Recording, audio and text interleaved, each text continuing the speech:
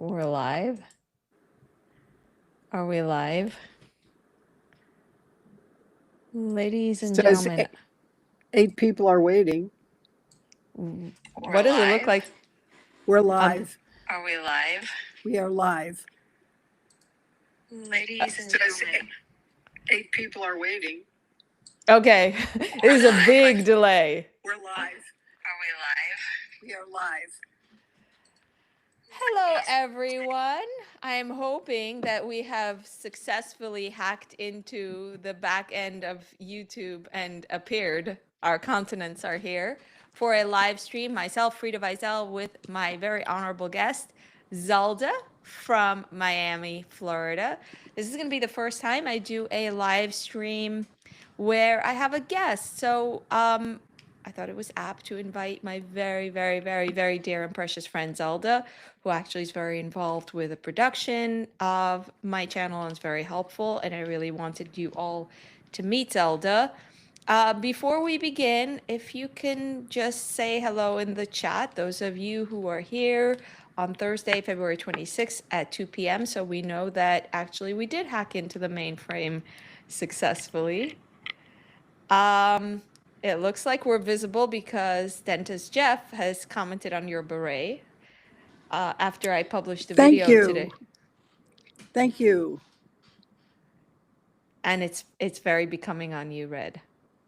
Thank you so much. So how are you doing, Zelda? Thank God, everything is just fine. The weather finally is normalizing here in Miami, getting back into the 70s and close to the 80s. We were a little bit cold for a while, not like Brooklyn. I feel so bad for you, really. It sounds like you had it hard. Yeah, we were suffering on the beach walk. You were suffering on the beach walk. I was so excited today that I walked without wearing my gloves the whole time. Oh, Let's there see. you go. Yeah, that's a big upgrade. Let's see who's in the chat for a few seconds. We have Kitty from California. Mrs. Planet Master asks if you're an artist, Zelda. No, I'm not an artist per se. I'm an amateur musician, if that counts. Zelda is very. Can you explain more about your musical interests and I am obsessed talents? with music and all kinds of live performances.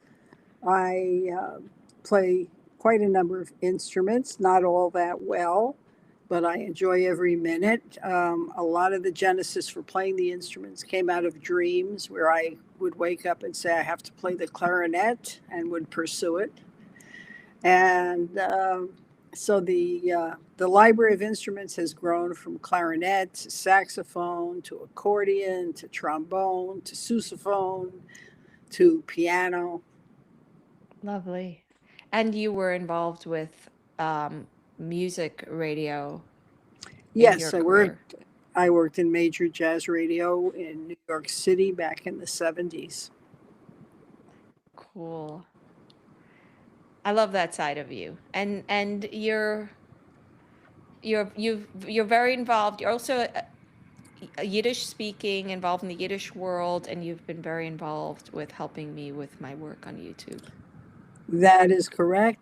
Both my husband and I are involved with Yiddish, nit Yiddishisten, but with Yiddish. Have to put that out there, but with Yiddish and with Yiddishkeit.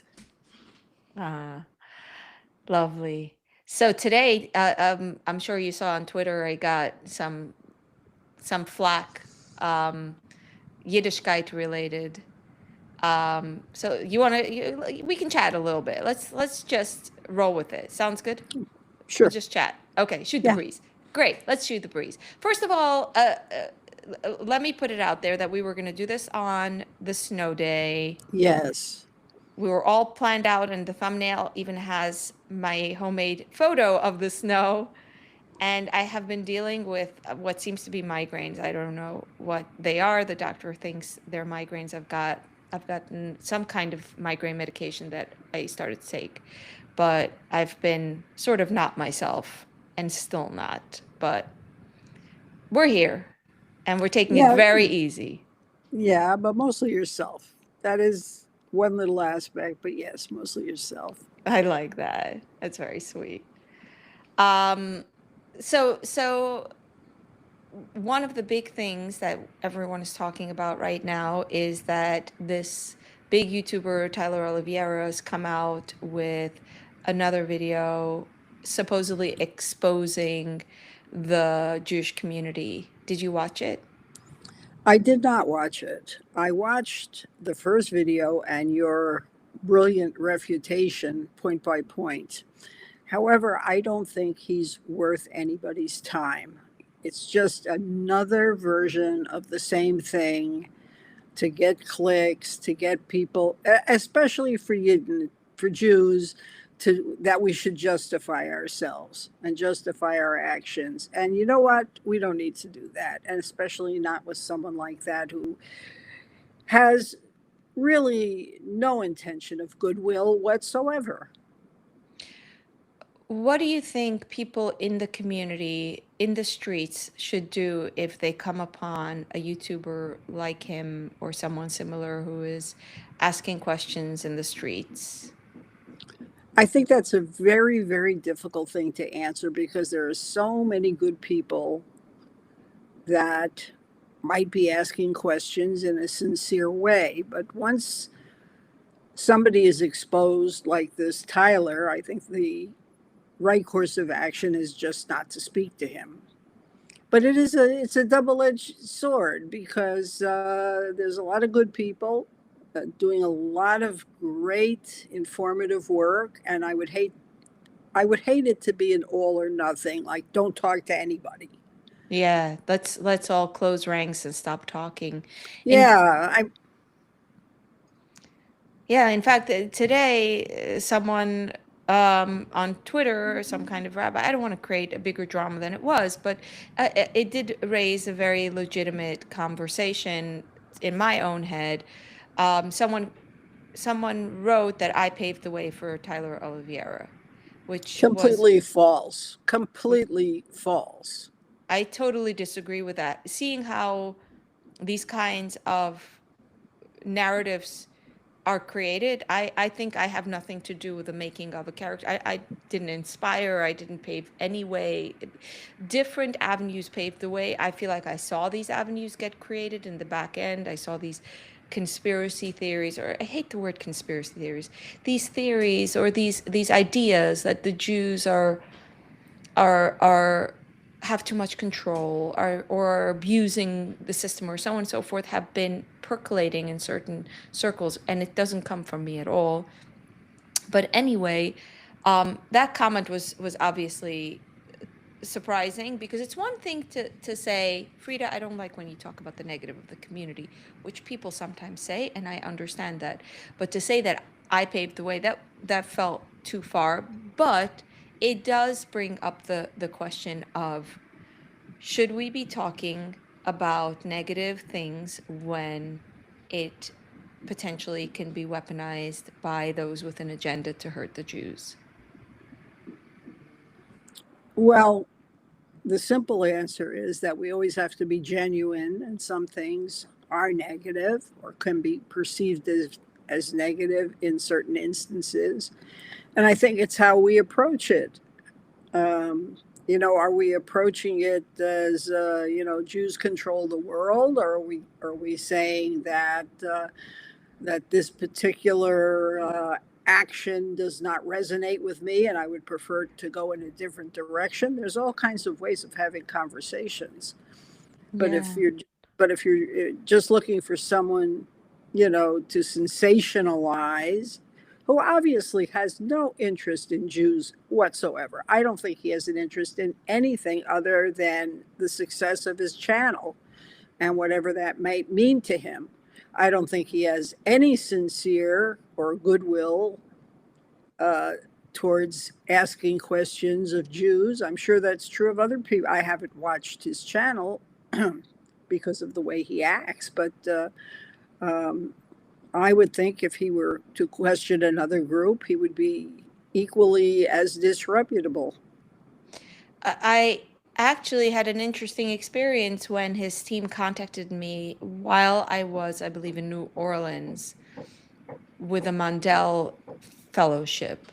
Right. And you remember that? That must be 2 I years do. ago. Okay, so Oh, that at must have least. been 2 years ago.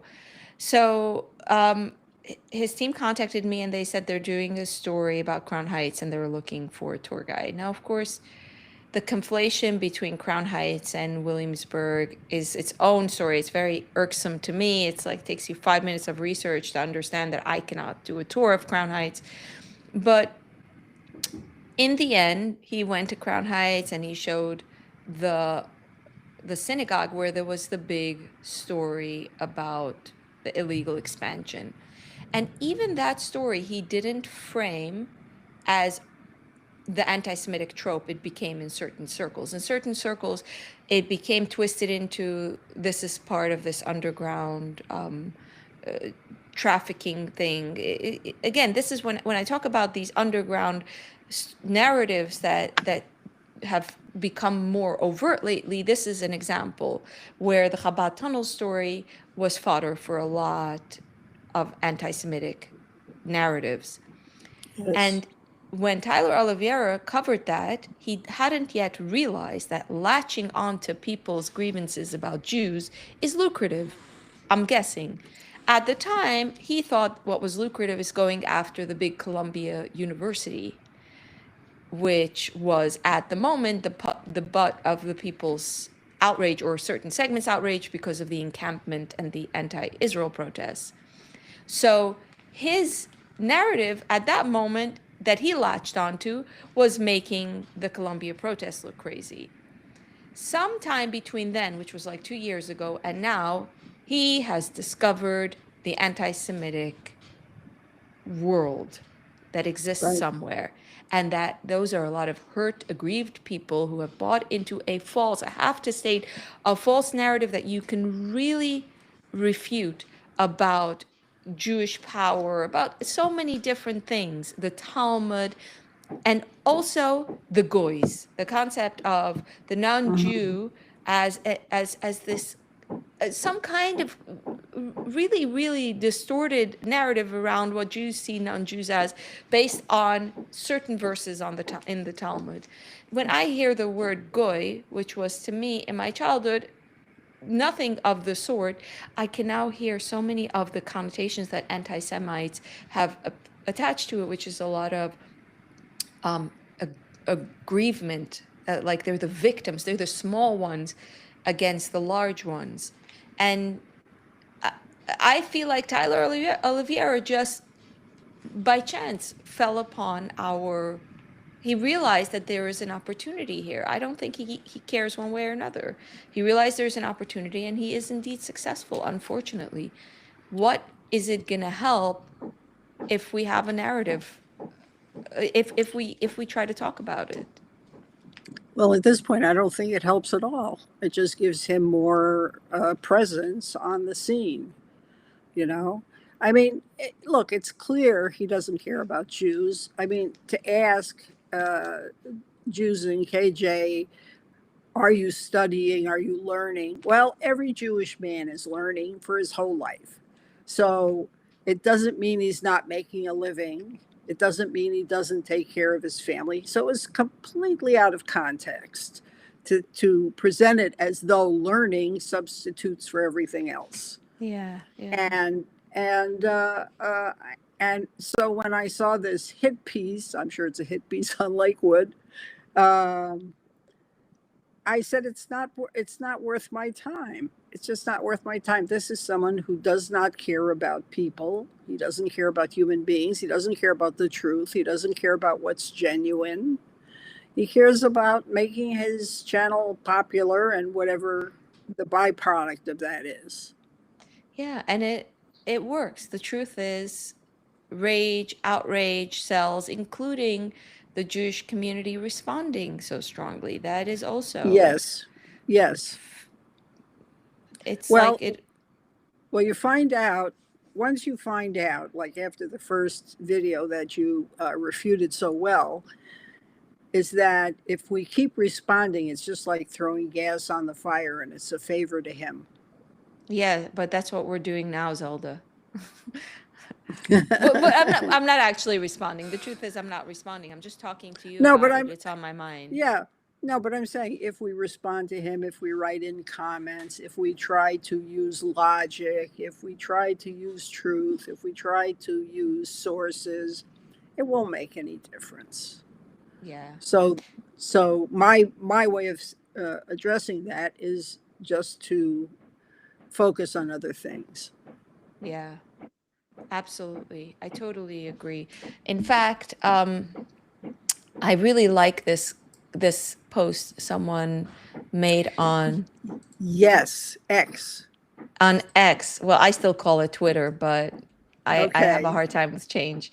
The guy is AP, or average New York guy. Can I read it? What do you think? I read it? I Okay. think you should read it. It's perfect. It's perfect. I really agreed with it. I thought it was really well said, and Yes. it deals not with. I think it responds not about one particular content creator per se, but how Jews should really think about these kinds of allegations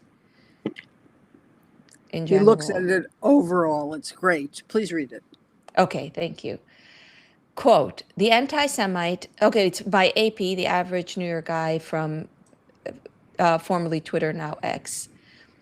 Quote, the anti-Semite does not accuse the Jew of stealing because he believes something was stolen. He does it because he enjoys watching the Jew turn out his pockets to prove his innocence. End quote. The saying from Jewish folklore remains painfully accurate. I know the feeling, Zelda, by the way, of turning out my pockets. You know, I have a tendency to do it more so than you. And it's so frustrating. It's so painful when you beg to be believed and you're still not believed. I'll continue. Take this Portuguese American Tyler guy as an example. He moves from one Jewish community to another around the US. In one place, Jews depend too much on the government. In the next, they are too independent. In one conversation, Jews are parasites. In another, they are controllers. Weak when convenient, powerful when useful. Do you think he believes what he is saying? Of course not. The accusation is the point. Truth and consistency never mattered. Whatever Jews do becomes the evidence. Success becomes proof of manipulation. Failure becomes proof of incompetence. Visibility becomes proof of dominance. Invisibility becomes proof of secrecy. Contradiction itself becomes proof. There are no rules in this game, only a conclusion waiting for arguments to be fitted around it. This is so true. And the most remarkable part is how often people, myself included, still fall for it. We hear criticism and assume there must be substance behind it, some logic, some good faith concern. Spoiler alert, there isn't. And then he says, so of course Frida is right. There's no point to engage with him, which is what I said on Twitter, because it was never about what Jews did. It was always about making Jews answer for existing. I find this really comforting, actually. I think it's right on the money. Right on the money. Yeah. Why don't we hear what some of the folks have to say? In the chat, let's do that. Can you see the stream, Zelda? I can only see it on my iPhone. Oh. Okay, next time we're going to have to work to set you up on that. Folks, we're trying to keep our live stream at a reasonable time, so we're going to do a little bit of reading your comments. Please share your thoughts.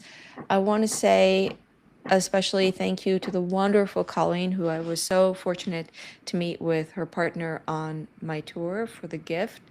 And also, I'm going to read some of your comments. Zelda, you read some comments, and let's see what we can respond to. Okay, you start. Okay, I start. Let me see. Motorhead, who's often comments, says, so give us property tax refund, us billions. There's always a slight time delay when broadcasting live. Oh, this is a different comment. Yeah, there's always a slight time delay when broadcasting live. It's weird. It's a trip to broadcast live because your actual countenance and voice travels with like a 2-minute delay. Right. You want to go? Okay. Let's see. Um, well, Motorhead continues. He says Chaim Solomon financed General Washington to win revolutionary effort against British after France stopped funding Washington during the Revolutionary War. Jews paid for the American Revolution. And I have to say that having lived in Los Angeles for well over 30 years, there is a statue of Chaim Solomon on the 3rd Street right by the park there.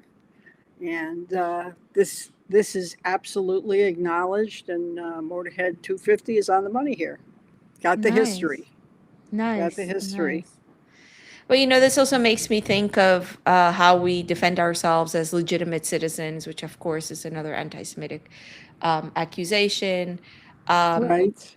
When I spoke to Barbara Kirschenblatt, because we were planning an interview, I had the loveliest pre-interview conversation with her, and she is an icon in Jewish memory because she curated the permanent exhibit at the Polin Museum, which is on Polish Jewish history. Right. And she said to me something that I wished was recorded because it was so powerful. She said, when she built the exhibit of the museum, everyone said this museum should respond to anti-Semites and should refute anti-Semitism. And she said, absolutely not. Absolutely not. I'm not going to make Judaism about us defending ourselves. This is not going to be about that. And I thought it was very, very powerful, where it's not like, oh, we're not going to disprove your accusations. Exactly so. It takes, I'm a very experience-based learner. I don't learn anything unless it's through experience. I have to see it firsthand to believe it. And it's a frustrating thing sometimes because it's so difficult for me to absorb a message sometimes. And sometimes I'll hear something again and again, and I'll be like, that sounds too far-fetched. And then when I experience it, I believe it. And then people around me are annoyed. We told you. And I couldn't believe you until I saw it. But I think this is one of those instances where I experienced a lot of ways of thinking that led me to knowing, well, this is what's really going on, and this is not something we can take at good faith. And I think it's a particularly important time to realize that too. We've been kind of coasting here in this country for a while, and it's just now's the time to realize this. We have to use our time not to justify or empty the pockets to prove the case, but to go in a different direction, a positive direction. What does that mean? That means we have to find another way. I'm not sure what the other way is, but it's very clear that whether it's talking about the Holocaust having existed and with so many of the witnesses now going to the next world, with so little Jewish education in general, not only religious education, but just even history, that the idea of building more Holocaust museums does not seem to be a prophylactic against this. So you're saying it's not the solution? It's not the solution to me. Yeah, I hear. So what is the solution? What I wish I knew the solution. I mean, look, we watch every day at the United Nations attack Israel. I'm old enough to have listened to Andrei Gromyko from Russia say "niet" for 25 years.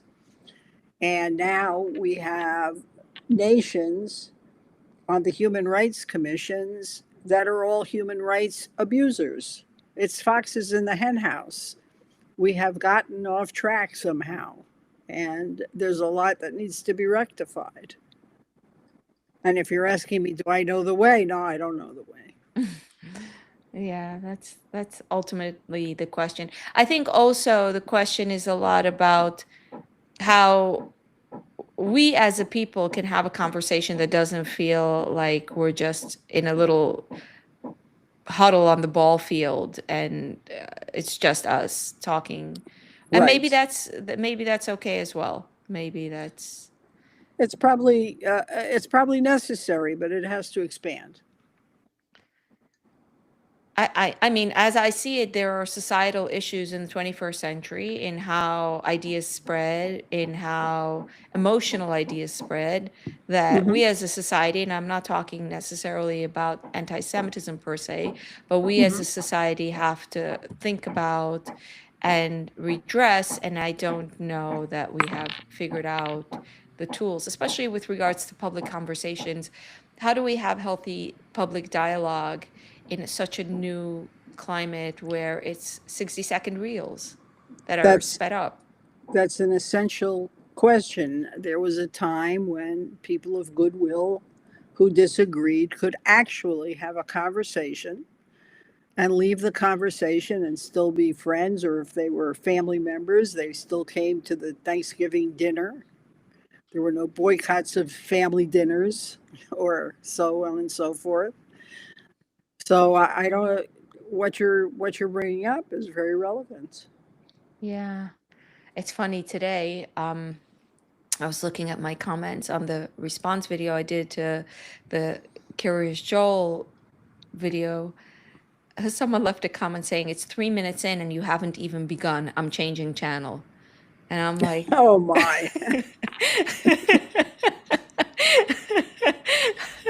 it's just, it's just,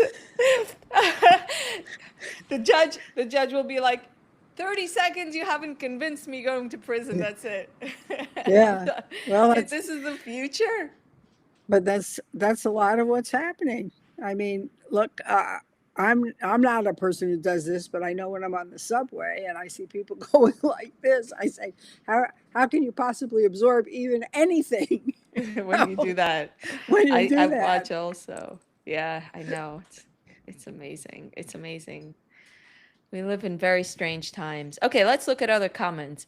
Good idea. Kitty MR says, "My auntie is not with us anymore. God bless her. And she was a convert. And you have answered so many of my questions about the beauty that she found in the Jewish religion. Thank you." That is a very lovely comment. Also, Victoria said, "I'm so excited I happened upon this live and your first live guest." Aw, Thank you. Zelda. Thank you. Thank you. Thank you. Zelda is my very, very dear friend. For those of you who are here, who is very, very beloved by myself and my son and is like family. And I discuss with her and consult with her on many things that I publish because I'm a one-person operation that makes a lot of decisions that I feel are often delicate, involve a lot of difficult things. And I really, really appreciate how you've been there for me and how much wisdom you have. Thanks for including me. Okay. A Jewish gangster wants to meet. Okay, I don't want to read that even. Can I read one? Um, yes, please. Okay, Ruth Couch 1233 says, also miss another awesome, down to earth, beautiful person named Zelda. Zelda Newman of blessed memory, who also came from Satmar roots and was open hearted to all kinds of people and taught Yiddish in the Bronx. And I must say, I am from the Bronx. There you go. Two Zeldas. Oh, I wonder who she was. I wonder if now I'm curious about Zelda Newman of blessed Yeah, memory. Yeah, yes. what her story was. She sounds delightful, huh? Yeah. Wasn't familiar, Ruth says, wasn't familiar with Tyler Oliveira, but just saw a recent story the forward wrote. Yeah, I saw the forward covered it. Thank Hmm. you, Colleen. Sending my And love to you. And Motorhead remarks that Tyler works with Fuentes, Tucker Carlson, Candace Owens, Tucker paid by Arabs. Yes, they have all turned virulently anti-Semitic. And Fuentes, of course, is, I believe, a self-described Nazi. I have no idea. I'm really not in the loop. I can't speak for it. Yeah, yeah. Sandra says, congratulations on reaching 125,000 subscribers. Frida, so well deserved. I really appreciate. Mazel tov. Yeah. May my views follow. I feel like the AI videos are really competing for attention because AI farms put up so many videos. It's crazy. Mm-hmm. Mm-hmm. Oh, Ruth is a musician as well. Oh, Ruth. And I think she's referring here to Zelda taught at Lehman College and many other places, including Beersheba, which is interesting to me because when my husband, when he made Aliyah, was the social director at the facility in Beersheba. oh, nice. Zelda's husband, can we mention, is a polyglot? Yes, he speaks, writes, reads, and understands the cultures of many languages. Incredible. Incredible. And he's Oh, musical. and he's also musically gifted. Yeah. Yes. Some people are just incredibly gifted. So, what's it called? Oh, I was going to say, also, I have signed up to go to Middlebury College in Vermont. Yes. Yes. Yes. I might report back. Hopefully it happens. Hopefully my headaches are resolved and don't turn into something more problematic because that's been very disruptive. But if all goes well, really excited to miss my cats and my home and everything and go to Vermont for 3 weeks to learn Hebrew. Yes. And so the way it works at the Middlebury College program, which by the way, I found out about by watching, I think, Meaningful Minute or one of the other from podcasts where they interviewed a guy who became a representative between China and the United States. I think the United States representative towards China. I'm not sure. Yes. Yes. Okay. Yes. Yes. Do you remember his name? I don't remember his name. I just remember he lives in Brooklyn. Yeah. And he talked about learning Mandarin at Middlebury and that you sign a pledge that you're only going to speak the language that you're learning during the duration.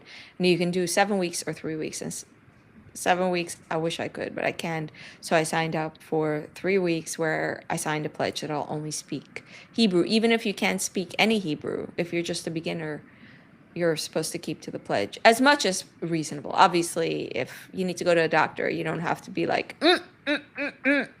You can actually talk. Absolutely. Ani.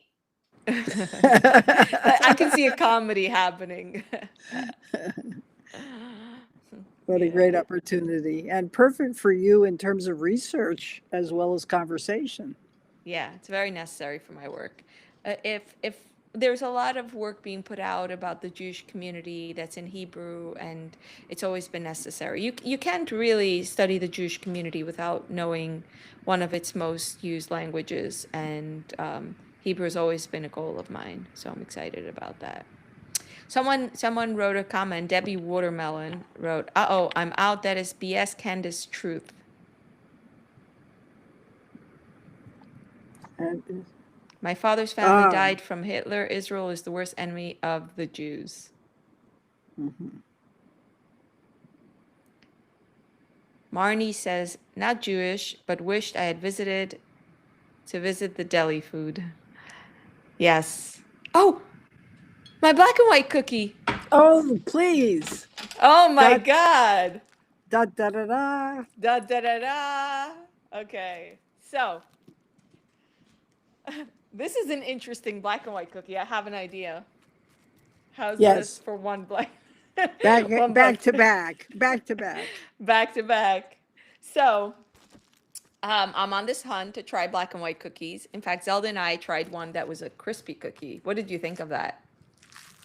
I thought it was interesting, but it wasn't a black and white cookie. Yeah, a crunchy, biscuity. That didn't make sense. Well, this isn't a black and white cookie either, except if you do 1+1, then it is. Right. So I went to But you can this. get, I couldn't get the black and white, so I got them IKEA style. Assemble your own. Oh, yeah. hold on. Wait. I'm cooking as we speak. I'm in fact baking.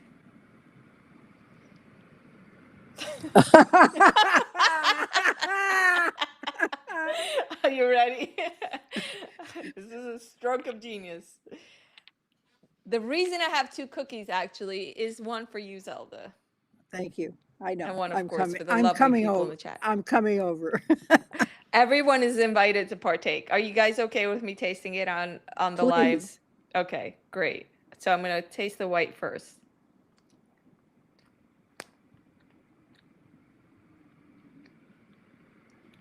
It's really good. It's not too sweet. Oh, that's great. And it's very crispy. I like when the glaze is crispy. Hmm. This is a classic black and white cookie. Except it's not. Now, can you go back to the bakery and actually get a black and white cookie to compare? This works for me. I'm very happy with this. I think You know what? you should put that on your report. That don't fret if you can't get the black and white cookie. Buy 2 back to back, cut them in half, put them together, weld them together, and there you are. You'll end up with 2 black and white cookies, and the more the merrier. That's right. Oh, I also got the Bergen Bagels Hamantaschen. Have you had any Hamantaschen Oh, yet? not yet. Noch nicht. Now you really have to come over. Yeah, Look, absolutely. it smells like jam. That's so fantastic. Ugh. I know I've told this story to you before, but when my husband as a boy moved to Los Angeles, there was a bakery on Fairfax Avenue, the Jewish section, and he went in and they had a whole case of Hamantaschen. So my husband said, at that time in Yiddish, all the bakery ladies spoke Yiddish, how is it that you have Hamantaschen? It's not Purim. And they said, by us, in this place, it's Purim all year. I see that actually at Bergen Bagel. It's Purim all year round. It's all Purim. What could be bad? They were literally selling Hamantaschen on Pesach. I looked at it. I was like, well, Hamantaschen on Pesach. They sell other things there as well. So. Oh, I see. Yeah, it's not a Pesach keeping. Let's put it that way. I'll agree. Yeah. Yeah. I'll agree. Yeah. So we got some lovely, mostly lovely comments, and it's been a joy chatting. Yeah, wonderful. You want to read a few more, and then we wrap it up? Sure. Yep. Let me see what I got here. Oh, Jeff is right on. The glaze must snap and cookie must crumble. Don't give me a pancake with frosting. Yes. I think the glaze must snap. That's for sure. It has to snap. It's pretty good on the white one here. Yep. I think Jeff has keyed into something very essential here with the black and whites. We have to put that in the big book of black and white requirements. And here, Tessa Jetta 8146 says, my uncle Moshe used to beat the eggs overnight shift at Bagel Bakery in Brooklyn. So part of the... Wow. The whole overnight shift thing is just so interesting. All the bakers used to come in the middle of the night and bake, and everything was ready by 5, 6 a.m. That was my experience growing up. I think they still do it. You could go to the bakery at 5 a.m. and get fresh rolls and everything. It was awesome. Those of us out of New York now appreciate those days. Yeah, I love in New York you can buy stuff at many hours. I mean, most places only open now at 7, 6 earliest.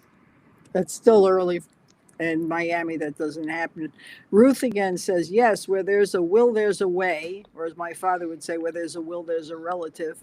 As Blue Greenberg used to say, P.S., we sometimes bring them to celebrate Rosh Chodesh. Did you know that? About We had about Hamantashen? not Hamantaschen, black and whites. Oh, the black and whites. Okay. When we I were was kids, black and whites were holidays that were to commemorate women. no Um, kidding. And yeah. why was that? Why was that? No. Rosh Chodesh was a holiday to commemorate Yeah, women. right. Why was that? Because women, oh, I know about Rosh bef- Chodesh, but how does that relate to the black and whites? I'm sorry. The black and white was just how we got treated for being women. Oh, But okay. the black and white was always in my childhood something that was like a cupcake. It was okay. It was a lollipop, but it wasn't such an exciting special treat. It was in the regular treat category.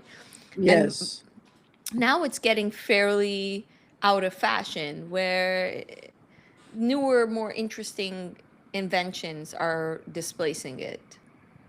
I can see that. When I was growing up, black and whites were everywhere, everywhere. Yeah. Yeah, Wow. Wow. it was Well, it was very very common. And today, I certainly don't see them. I mean, it really is a New York thing anyway. I mean, I don't see them here in Florida really. Very rarely. Sometimes I do, interesting. but not too Well, often. Kind of a New York thing. probably probably you don't do my style of walking the streets where you go into every single shop along the way. That is Uh, true, Frida. As you know, I rely on your research before I go into a shop. I am diligent. I will You do it. are. I can make a career of that.